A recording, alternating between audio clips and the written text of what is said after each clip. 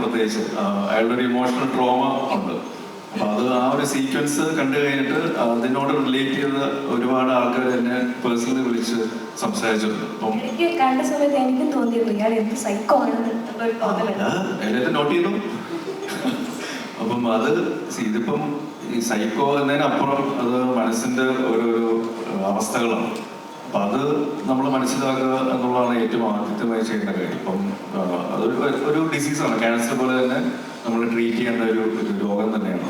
അപ്പൊ അത് മനസ്സിലാക്കുന്ന ഒരു സമൂഹം ഇപ്പോൾ ഉണ്ടായിട്ടുണ്ട്. അത് ചികിത്സിക്കുകയും അതിനുവേണ്ടി പണ്ടുണ്ടായിരുന്ന ഒരു ടാബുണ്ട്. നമ്മൾ ചുമ്മാ ഒരു ഭ്രാന്തെന്ന് പറഞ്ഞ് അതിനെ അല്ലെങ്കിൽ വട്ടെന്ന് പറഞ്ഞ് നമ്മൾ എന്താ പറയുക വളരെ കോമൺ ആയിട്ടൊരു വേർഡ് ഉപയോഗിക്കുന്നതിനപ്പുറം ഇതിന് പല ഗ്രേഡുകളുണ്ട്, വേരിയന്റുകളുണ്ട്.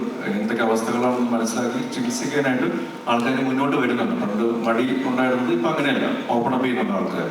അതൊരു നല്ലൊരു കാര്യമാണ്.